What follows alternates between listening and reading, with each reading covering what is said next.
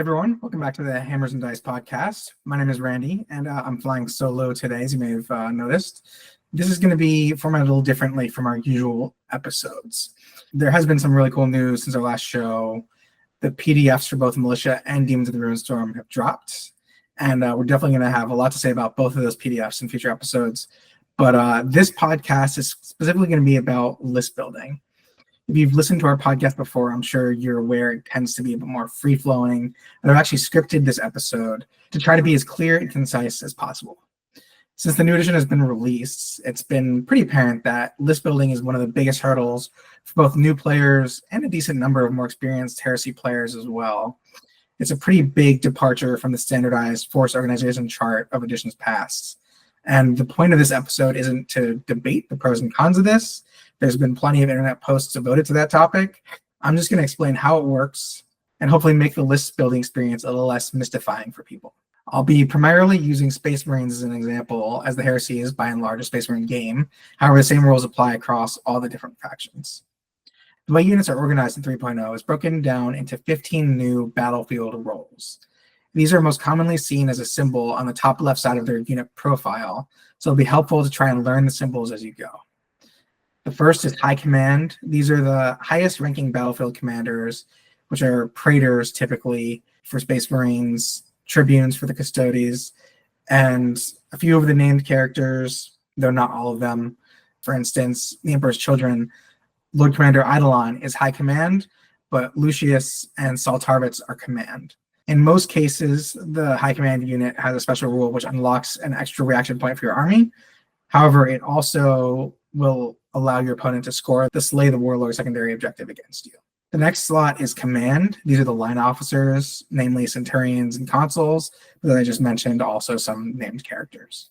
The next is Retinue. This is pretty much what it sounds like. These are command squads that are designed to protect Legion officers. Typically, they're very strong close combat units. But it's important to note here that unlike last edition, retinues are not treated as being part of the same squad as any particular command unit.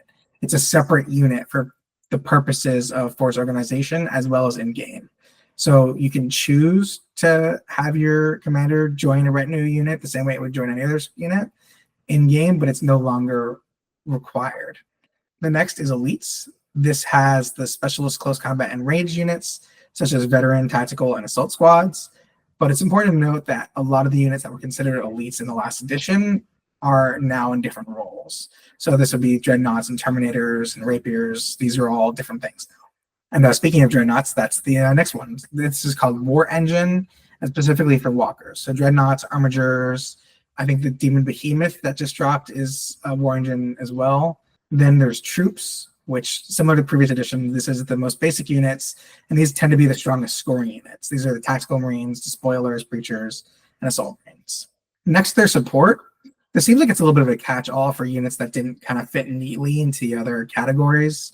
It has Support Squads, Rapier Batteries, Apothecaries, and Tech Marines. The next is Heavy Assault. This is where the new Terminator units are now. I'm not 100% sure why they got moved here, but this is just Terminators. Then there's two different roles for transports. The first is just called Transport. This is Rhinos, Drop Pods, Termites. And the second is called Heavy Transports. This is Land Raiders, Spartans, Dreadclaws, the Charybdis. The main difference here is that heavy transports can take bulky units, such as Terminators, while regular transports can't. The next role is Armor. This encompasses most tanks, such as Predators, Sicarans, and Kratoses. Next, there's Recon. This is lighter units such as Recon Marines, Saber Tanks, and Outriders. Next, there's Fast Attack. This is primarily anti-grav and flying units. This is going to be your jet bikes, javelins, land speeders, storm eagles, Xiphons. And then there's two more that you're not going to see as often. This is the Warlord and the Lord of War. Both of these roles combined cannot exceed 25% of your entire army's point cost. So if you're going to play a 3,000 point game, that means between the two of these roles, you're topped at 750 points. So unless you're playing like a big apocalypse game, chances are you're only going to bring one or the other. Warlord is mostly Primarchs. There's a couple other big hitters in there like Valdor. And there's Lords of War. This is generally super heavy tanks like the Fellblade. It's going to be Titans or the super powerful demon characters like Kabanda and Samus. And those are all the roles. Every unit in the game falls under one of those categories. From there, we're going to move on to the actual list building stage. There's a variety of different detachments. Each detachment allows you to take a certain number of different types of battlefield roles and may or may not include one or more prime slots in those roles.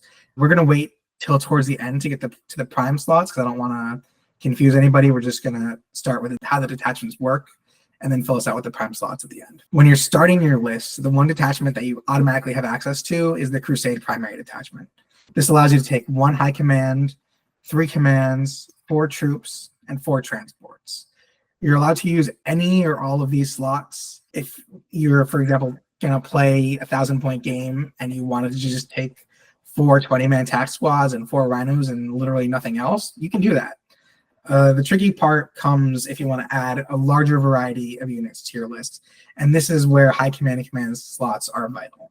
Every high command and command unit that you add to your list unlocks 1 additional detachment for you to use. In addition to that, some command units have a special rule called Officer of the Line X. Most commonly, you'll see this in the Legion Centurion, which has Officer of the Line 2. This is a special rule that means that when you bring a Centurion, it unlocks 2 detachments that you can use instead of just 1. So, for example, if you take a Praetor, a Champion, and a Chaplain in your Crusade primary detachment, that unlocks 3 additional detachments you can choose from. But if you swap the Chaplain for Centurion, then you could take 4 detachments.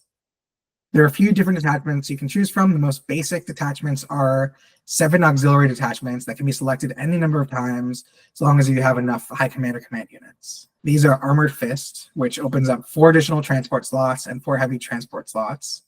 Tactical Support, which is 2 troop slots and 2 support slots. Armored Support, which is 4 armored units. Heavy Support, which is 1 war engine. Combat Pioneer, which is 2 recon units. Shock Assault, which is 2 heavy assault units. And First Strike, which is 2 fast attack units. Units from these detachments are likely to be the backbone of your list. And again, just because you pick Armored Fist doesn't mean you have to fill every slot. You can just fill 1 slot in the detachment or all of them. Something to add here, detachments only really matter in the list building stage. So units being part of the same detachment have no impact on the gameplay. If you pick the Armored Support detachment and take 4 Predators, they operate completely independently of each other during the game. Vehicle squadrons don't exist in this edition. There are additional attachments in the game that can only be unlocked by specific factions or units. Every Space Marine Legion has at least 1 Legion-specific detachment. Some of these may have certain restrictions. For instance, the Ultramarines have a special auxiliary detachment with a command slot, 2 troops, 1 support, and 1 fast attack. However, if you choose to fill the command slot, it may only be filled by an Optec. The Praetor, Siegebreaker, Mortificator, Legion Champion, and some other Legion agnostic units all have their own detachments they unlock.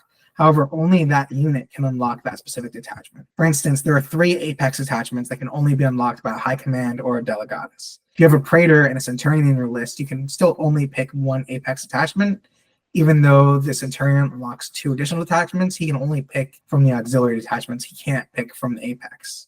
There are 3 additional detachments that any high command or command slot can unlock.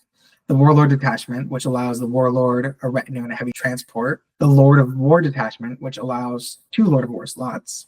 And again, keep in mind that between these 2, you can only fill 25% of your points. Then there's the Allied detachment. This unlocks 2 command slots and 4 troops. However, any command slots picked in the Allied detachment may unlock auxiliary detachments for the Allied army. So you could build out a pretty well-rounded Allied list within your army. The only limitation is that it can't be more than 50% of your total points. Now that we've gone through the basics of how detachments work, we're going to swing back around to prime slots. When you look at the different detachments, you'll see that some of them have units with 6 little spikes sticking out from the circle.